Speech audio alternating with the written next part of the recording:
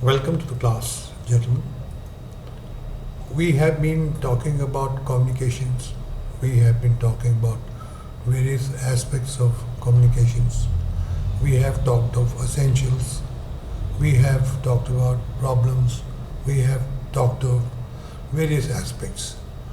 Today, I am going to make the full lesson into a very short form so that you are very clear in your mind what should be the objectives of communications.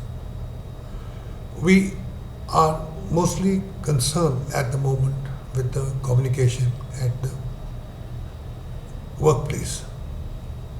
The communication involves asking questions. You ask questions. Communication involves eliciting information. Eliciting information means you are listening, you are interpreting, you are sensing, and then you are acting on that information. So, basic purpose of the process is asking questions, eliciting information, and acting on information. Now, please do remember these three things very comfortably. Communication also means to be understood, to be accepted, to get something done, to understand and others. To get, okay, now let's take it to be understood. This means to communicate something across to someone else so that he or she knows exactly what you mean. This could be facts, intentions, or even feeling. Words and ideas which seem so clear by themselves can be understood in many ways by different people. Hence, it's important to be mindful about this fact and take an extra effort to consider your audience and clarify your position if necessary. So, as it stands, communication to make a person understood, you have to not only be clear, but you also have to see what the person can understand. What is the level at which person can understand? Second aspect of the communication is to be accepted. Now, to be accepted means to get people to agree with you or at least listen to you seriously. Many things block acceptance, and these may include distrust, lack of empathy, or even upset state of mind. So, when you are talking to somebody and a person is not understood, you will have to analyze why your communication has not been accepted. There is something more to good communication, and that you have to analyze. Then, communication also means to get something done. Getting action involves more than simply asking or telling. When we use the machine, we all have to do is push a button. With people, you will need to explain, to convince, and follow up. Now, again, this third aspect is extremely important in a workplace. And fourth, to understand another. Understanding others is an important aspect in successful communication. You can achieve this by being constantly friendly and approachable, offer encouragement, and studying the other persons. So, we are now reduce the communication to four very simple, straightforward aims: to be understood, to be accepted, to getting the things done, to understand. Next, we come to is what do we normally convey? We convey a thought.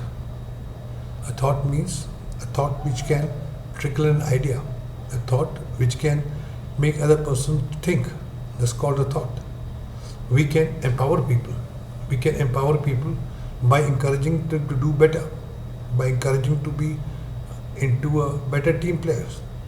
Empower means to transform. So again, this is another aspect which we like to convey. Create success. Success can be individual success, success can be a group success. Your communication to do a thing better, to change the sequence, may help a group or an individual to create success. To command.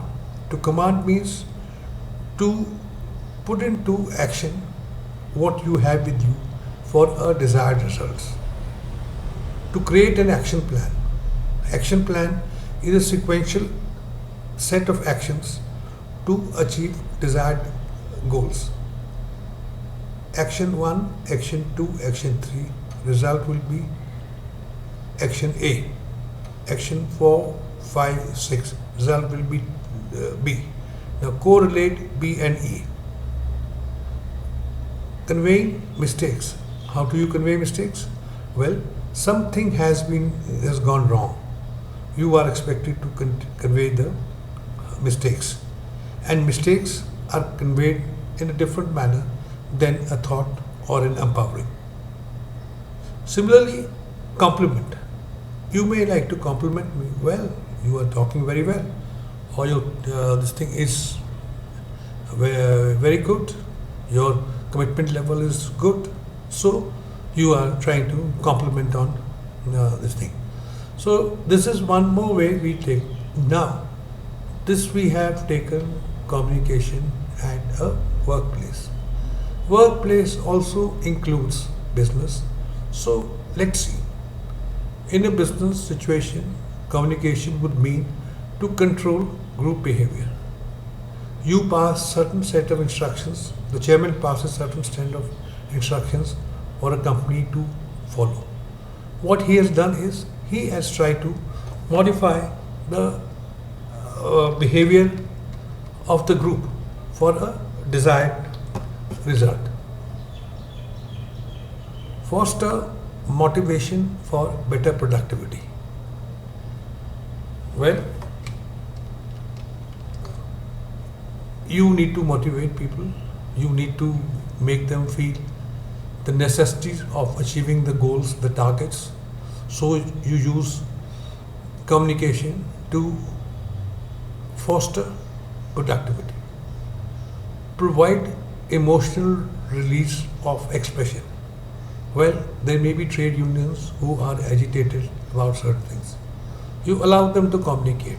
You allow them to vent to their grievances.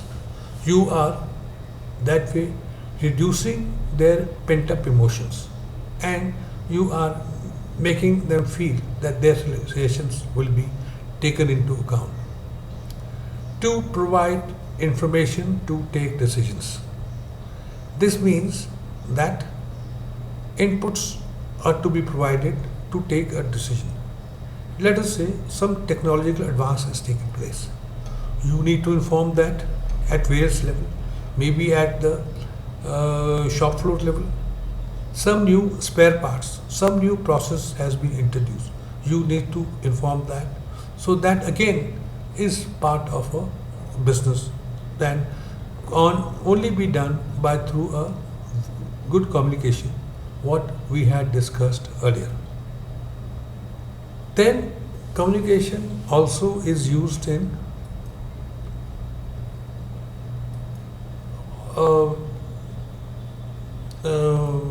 generate awareness. New product or the product which is already in the market, you need to create awareness level of the product again. You need to tell about the trials, new trials which are going to be launched very shortly. They may be in different part. Then you need to convey about the product launch. Different forms of communications, maybe media, maybe different things. So product launch is a new product being launched into market. Again, the clientele is different. It's not workplace, but communication is equally important. Provide information, establish need or want. You communicate to find out, well, are you happy with your slope? Is it giving lather? Is it expensive? Is it cheap? So you are now trying to, or are you dissatisfied with so and so things? Huh? Would you like to try something which gives a better performance? What you need by communicating is to establish need and want. And by communicating, you can also bring out a product or a service comparison. A product features this, B product features this. Compare cost, compare replacement. So you may be able to generate a comparison for enhanced sale. Positive association. You have launched a milk product. The milk product should be launched with health, child's health. So you try and create a communication so that there is a positive association. The positive form or change of opinion. You want to create a change of opinion against smoking. So communication again is a form of providing a change in the opinion of the people. Influence the influencer. There are some people who are source credibility, who have source credibility, maybe a famous actor, maybe a famous cricketer. So you are trying to, by your communication, influence them so that there is a chain of influence down the level and people get to act in a way you want them to act. Drive action. Establish, regain trust. Your product is losing, so you need to regain a trust again for your product. So you need to again have communication which creates a feeling of establishing or regaining trust.